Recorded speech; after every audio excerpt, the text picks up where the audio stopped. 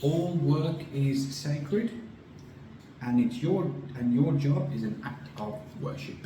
So that is a concept I got from this book here, Invasive Kingdom, and I want to explore that idea a little bit in this video. So I'm Sam, I'm the co-founder of Kingdom Impact Lab, along with my wife Tattoo, who runs and records videos on the motherhood moments part of this channel to share her journey as a mother with two young kids, a baby and 3-year-old, while we try to homeschool and build a business as well. So she shares all the struggles and challenges and all of those things in order to help and provide guidance to anyone else that might be going through that. In this video here for me, purpose for me is I just want to explore these ideas, develop some concepts, and just develop my own understanding.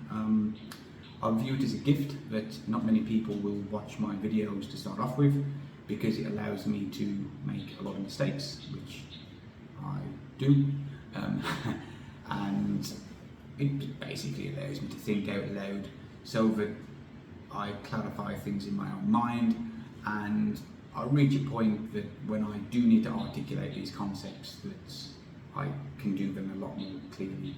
So in many ways, these videos for me is teaching as a way to talk out loud, and that's basically it. So all work is sacred, and your job is an act of worship. So first of all, why this concept is so important. So for me, one of my interests and one of the things that I want to pursue is I want to understand how to get more meaning and purpose in the things that we do. For much of my life, I experienced no meaning or purpose, or no true meaning or purpose. And as a former atheist, that the whole worldview, which I couldn't articulate at the time, but intrinsically it was kind of built into me, was that meaning and purpose is self-constructed. The meaning it's down to you to assign meaning and purpose to what you do. But quite frankly, I tried that for a long time, and never really worked. And it never really worked because in all areas of life, that whenever I hit the goal that I wanted to, it was never really the sense of, it was never really what I expected.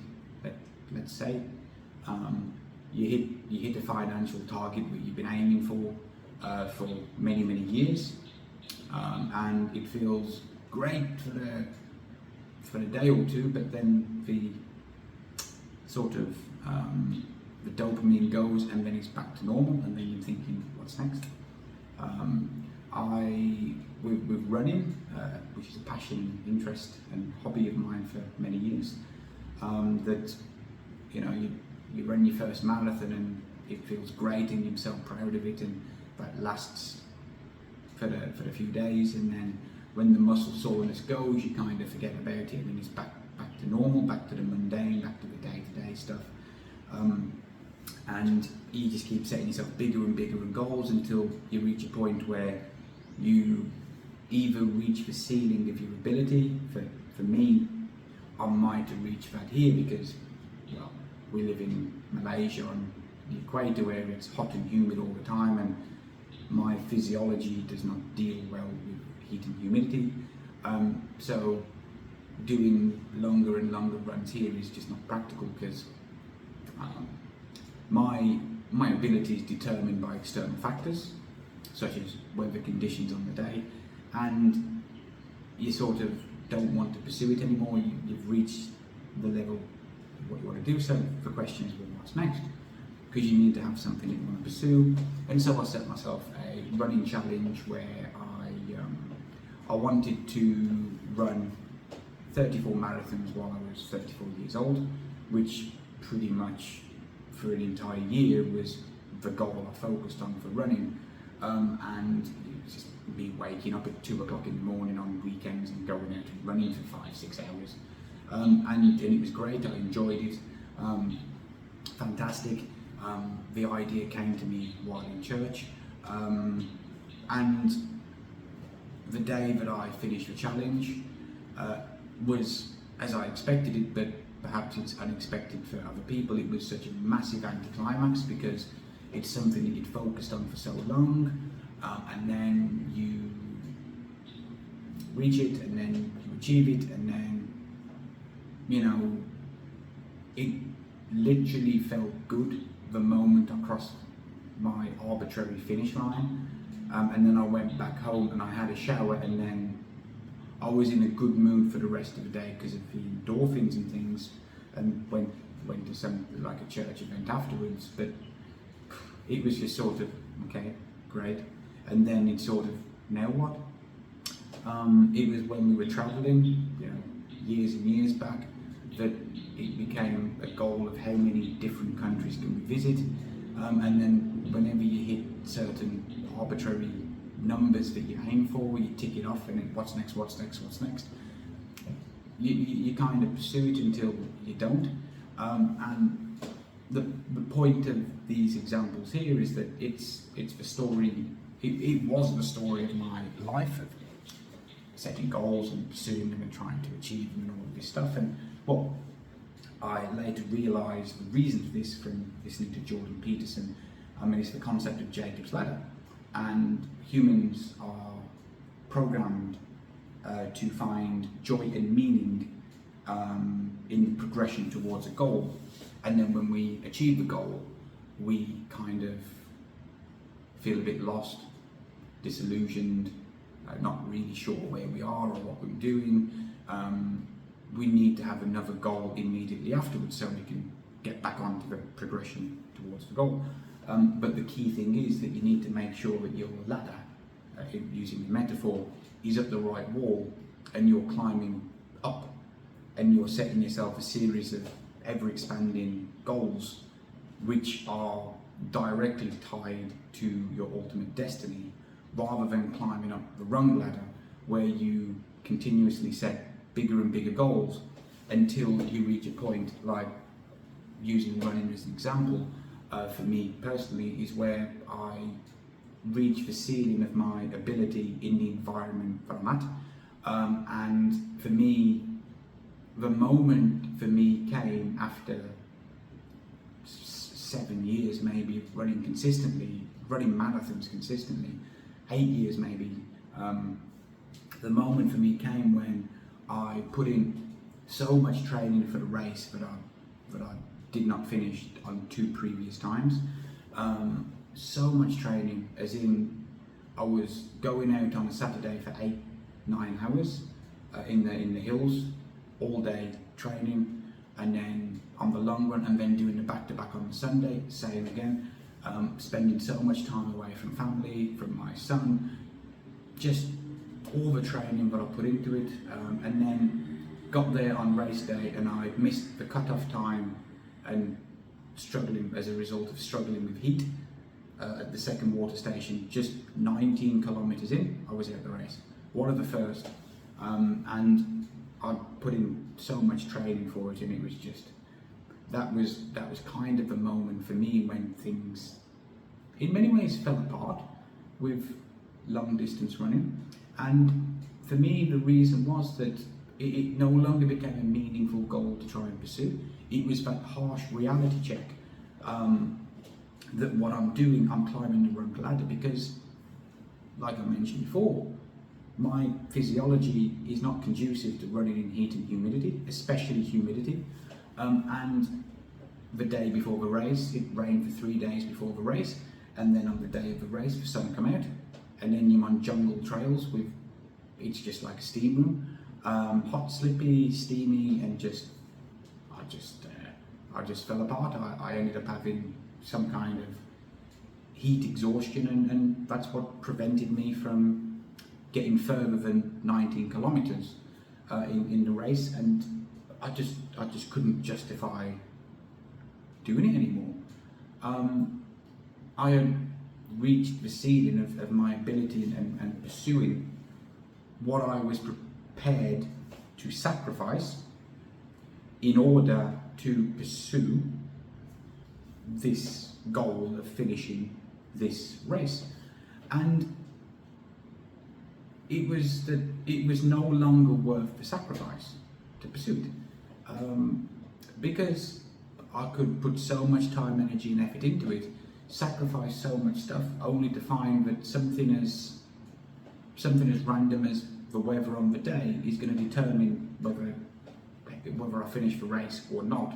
And I'm pretty sure that if we would have had the weather, if the rain would have lasted an extra 7 or 8 hours on that race day, I would have got through the section without having the heat problems I did, because it wouldn't have been so hot and steamy. And I would have probably got through, the hard section, and I probably would have finished the race. So something as random and as arbitrary as, if the rain lasted a couple of hours longer, I would have probably finished. You know, compared to putting hundreds of hours of training over such a prolonged period, I cannot justify doing it anymore. And so, the point I'm trying to make here is that I was climbing the wrong ladder. I was pursuing my Jacob's ladder with an ever-expanding series of goals, but it was up the wrong wall. And then I had that harsh reality check that what I'm doing is not right. It's not the thing I should be pursuing. And that kind of led me to falling out of love with ultra running for a while. And you know, I've only recently regained that passion. But I've also regained that passion because I've found how to attach more meaning and significance to it, which directly ties into everything that I'm talking about. And I'll give you another example as well of what, again, long introductions I know, but it's just setting the context of. So this is another example of someone pursuing the wrong goals, climbing the wrong ladder up the wrong wall. And that would be someone that's they graduate from university, they get a job in a firm, whatever it is that they want to work in, or and they start at the bottom, they're ultra competitive, they make a lot of sales, they start to climb the career ladder, they get promoted, they get promoted fast, they start to rise up the career ladder, they get the money, they enjoy the money for a while, they buy the car, they buy the house, they buy the fancy stuff, and then one day in the mid-40s they reach the ceiling of their career. They realise that they no longer have the drive and the competitive element, because perhaps they're married and they've got a family, and they're not prepared to take, it's not in their best interest to take unnecessary risks, because they're financially stable and secure, and they've got the mortgage and all these other expenses to sustain the lifestyle. And so you're in your 40s, mid-40s, maybe late 40s, I don't know, and then you start to stagnate maybe a bit in your performance because you're comfortable, and then all of a sudden someone younger than you gets the promotion that you've been after, that you believe is your promotion, and then they have the person I'm describing here has the realization that I've reached the limit of where I'm going in this company, and then they have a choice to make of, well, do I quit the company because I'm not going anywhere, or do I continue working and doing what I'm doing despite it not giving me any joy or passion, in order to justify my pay slip and the amount of money we get, because we're a slave to all of the things that we bought for on loans and mortgages and things in the past, and our expensive lifestyle has become a burden and made me a slave to the paycheck, and plus I need to wait to get my retirement, and all of these things. But when that happens, the realization is that for the best part of my life, I have been pursuing what I believe to be the right goal. It's progression in this company because I want the money, I want the fame, I want this. It's competition. I'm valuing my self-worth based on my status in my career, and in order to reach the level you're at, you have to work 60, 70, 80 hours a week. You have to be on call from when the boss wants you in on weekends and overtime and working extra hours and working at home, well, you prioritise the work and career over everything else, which then meant you neglected your wife and your kids. So maybe you now have a strained relationship with your wife and your kids, and then you realise that you blinked and your kids are all grown up, and well, that naturally is going to lead to some kind of depression, mental health issue. Often it leads to the midlife crisis in many cases, and it's that stark, harsh, slap in the face realisation that you've spent the best years of your life climbing the wrong ladder in pursuit of some kind of goal that has no inherent meaning, and you were doing it for self-interest because it was convenient at the time for you, and you sacrificed for things that were most important to you in the pursuit of a meaningless goal. So what do all these examples have to do here with all work is sacred and why your job is an act of worship? So what I described to you there is climbing up the wrong ladder. When you're climbing up the wrong ladder, your goal at the top, your ultimate goal, is based on materialism, consumerism, self-interest, making money for freedom and lifestyle like what I did, competition, pride, you value your self-worth by the possessions that you have and what other people think of you. That's what you're pursuing there. Inherently, it is a selfish pursuit of these goals, because the natural environment that you're in, the spirit of the environment that you're in, is influencing your decision on a subconscious level, and naturally you look to the way that others behave and act, and you're going to look for cues on how to behave and act by the people around you, and you're going to descend into that direction and then pursue the wrong goals. In that case, all work that you do inherently is meaningless other than to achieve the next goal that you set yourself. But the next goal that you set yourself, in many cases, is arbitrary and subjective and relative. It's the atheistic perspective that, which I think is a load of rubbish, is that you, as an individual, define meaning and purpose in your own pursuit of it. It's you that attach meaning and purpose to things, and yes, that is very true on short goals, like trying to do your first marathon. But as soon as you achieve that goal, what's next?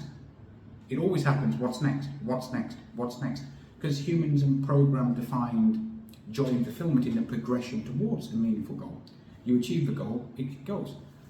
What happens with running then, if you attach meaning and purpose to what you do, in the same way I did to running this one race, where I didn't finish 2 consecutive years, and so I put in so much training, hired a coach, spent so much money on trying to do it, only to find that I've dropped out the race at the 19th kilometre because I missed the cut-off time as a result of the weather conditions of the day being the worst thing that I could have asked for in terms of my own physiology, which is determined by my own genetics.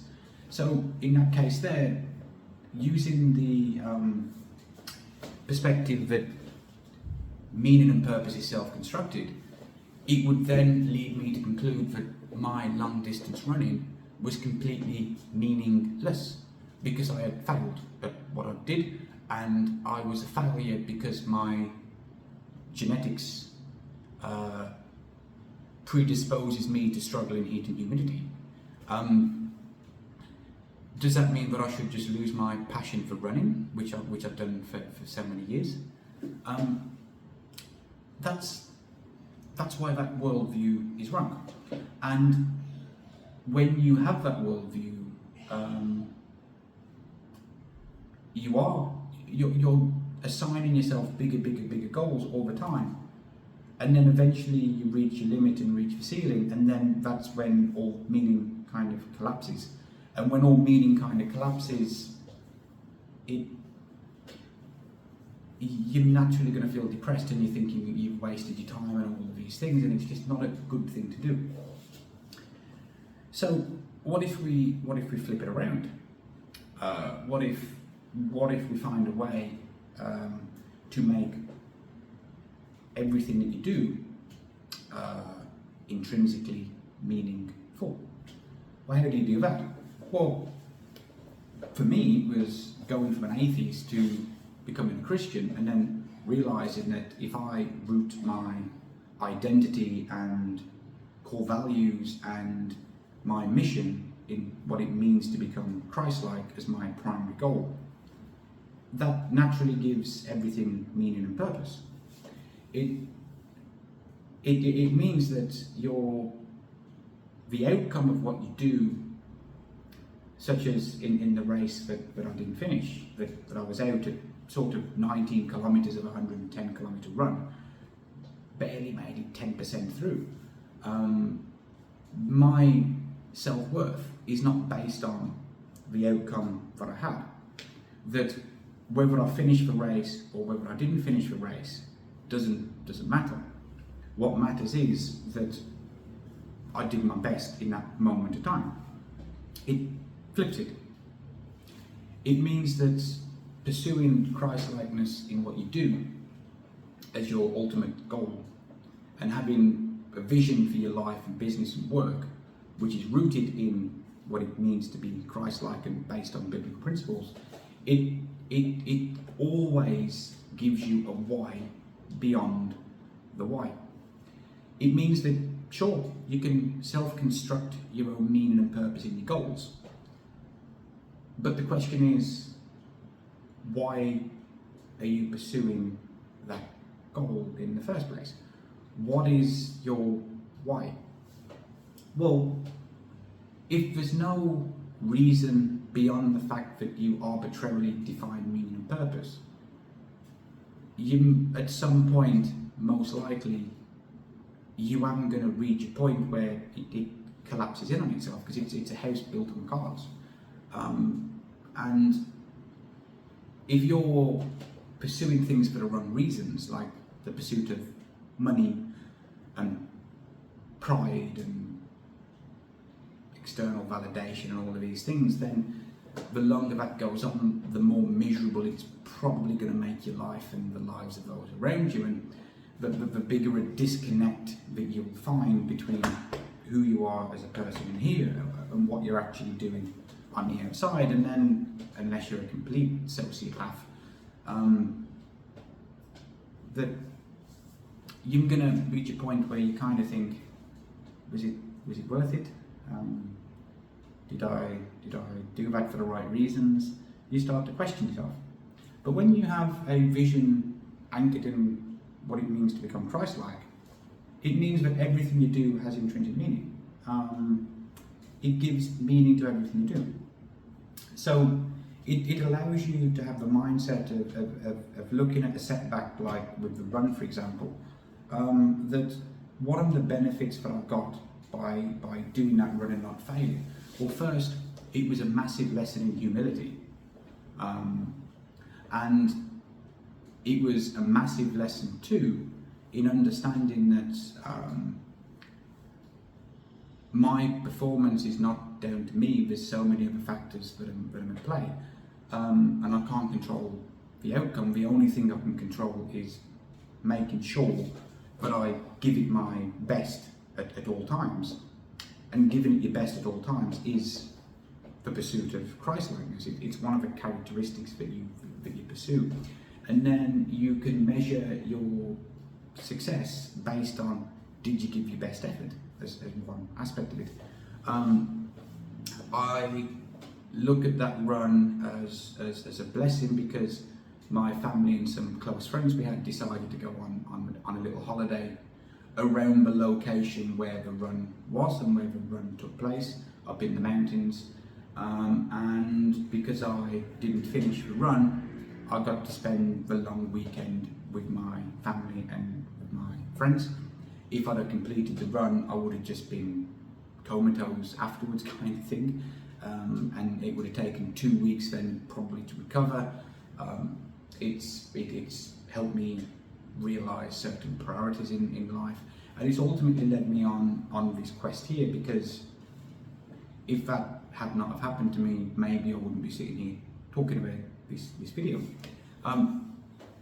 And it's allowed me to now, at my present moment in time, to look at running as, well, what running is an inherently selfish task.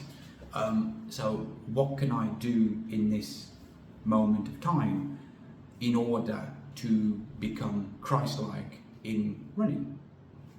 And that led me to thinking about certain things, and one thing that came to me after playing around on ChatGPT for some ideas was, if you're out on a run and you see litter, just pick it up and put it in the bin. And so on a recent run that I did, a relatively short one, by the standards in the ultra running world, when I noticed litter on the floor, I just pick it up. I don't think people were deliberately littering. I think it's just they put it in the pocket and it falls out. It's just the way that it is. But that's what I did. It's thinking of, how can I make my endurance running so I can set myself running goals and try to achieve running goals where the outcome is determined by me, so I have the ability to go out and perform at my best in a way that would benefit others. And an idea that came to mind, which I do want to implement, is, well, what if I go to the local park and do a 12-hour run, running loops around the park, and I would get people to pledge to donate 1 ringgit, which is probably 20 cents, 25 cents or so USD, 20 pence, less than 20 pence pounds and 25 cents USD for every kilometre I do, and to donate that to the church, to something. And then I'd be able to invite people to come down and run a lap with me. And by doing that, there's the why behind the why of doing the run. And it's also then hopefully going to motivate and inspire other people to run and to exercise and to take care of their health a little bit more as well. And so that gives me a deeper why beyond the why. And in that case, because I'm doing it in a way where I'm questioning how can I be more Christ-like in what I do, the running itself, and running is a form of work, becomes an act of worship. It becomes sacred. Every step that I take has deep intrinsic meaning to it, compared to me going out and doing a run that just for the fun of it. It makes the sacrifice that I would have to make worthwhile. And the sacrifice I'd have to make is that perhaps if I wanted to do a 12-hour run, maybe I'd need to run 6, 7, 8 hours first, just as a practice to see how I'm doing. It'd be that on the day of the run itself, the sacrifice would be that, well, I'm going to be away from my wife and 2 kids for 12 hours while doing it. The sacrifice would be that if I go out and run 12 hours, I know that I'm not going to have the best night's sleep afterwards, especially if I'm going to be finishing in the evening, because it takes a while for your body to recover. And then you have to think about, well, what's the knock-on effect afterwards, and how is it going to affect me mentally when I want to work and record videos. I still have the knock-on effect today from the run that I did on Sunday, which was 4 days ago, because it just disrupts your sleep. Well, is the sacrifice worth it? Well, absolutely. If I'm going to be doing it and potentially raising money and people pledge to donate to the church as a result of it, and even better if I can inspire people to come and run a lap and to actually exercise and to try to share my passion of running with others for the benefit of their health and whatnot. It makes it a worthwhile sacrifice. So essentially what I'm kind of saying here is that with this concept is that if you attach some kind of deeper meaning by rooting your identity in the pursuit of Christ-likeness, all your work becomes sacred. Because, and if the pursuit of Christ-likeness would be in your day-to-day decisions of pursuing excellence, extravagant love, humble service, integrity, radical generosity in what you do, and it's applying it in the day-to-day decisions of what you do every day, and then days into weeks, months, years, etc. And it's the application of this, of how can I do what I'm doing in the present moment to the best of my ability? How can I do the work I'm doing now to the best of my ability? Because by doing so, it will please and honour God. How can I be a blessing to as many people as possible today through whatever work that I'm doing? Again, because it's a way that honours and pleases God, and it has direct intrinsic value and meaning to it. You see, the thing is that work is not a human invention at all, or an economic necessity. It's a divine calling woven into creation. And this is kind of fascinating, because in Genesis chapter 2:15 it says, "The Lord God took the man and put him in the Garden of Eden to work and take care of it." So it says in Genesis chapter 2, before the fall of man and before sin entered the world, that man was created to do work. And the fact of the matter is that work is the progression towards a goal. Whether it's in your job, in your business, whether it's as a parent, because being a parent is work too, whether it's running, using the example that I gave, whatever it is, it's a form of work. So work is how you progress towards a goal, which is where we find the joy and fulfillment. The key difference is that if we pursue Christ-likeness, work becomes sacred. And it becomes sacred because when we work with extravagant love, the pursuit of excellence, of doing the best that we can, integrity, radical generosity and humble service, is that we are mirroring the image of God through our work. And that gives everything that we do intrinsic value. And it means that simply by pursuing Christ-likeness, everything you do becomes, everything you do has intrinsic meaning, because you are moving towards a goal, a meaningful goal, and you're not going to climb the ladder and realise you're up the wrong wall. In the examples that I gave before of, me in my pursuit for money and financial security, only to get it and then thinking what's next. Me with the run that I didn't finish and then, reaching the ceiling of my ability there. People in the career that climb the ladder and reach the ceiling only to realise that what they sacrificed along the way was meaningless and not worth it. Well, if you try to reflect the image of God in the work that you do by acting in a Christ-like way, everything is an act of worship. You do things to the best of your ability, you try to impact as many people as possible, and ultimately you are on the right ladder, and you know in here that you're on the right ladder, and all the setbacks and things will be lessons that you can reframe as, well, what can I learn from this on how to pursue my journey towards your vision, anchored and rooted in what it means to become Christ-like.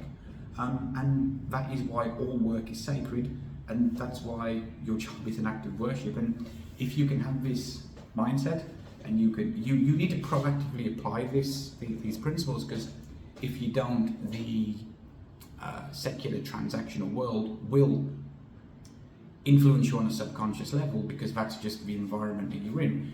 And if you're reactive, you will naturally succumb to the pressures around you. So you have to proactively do it.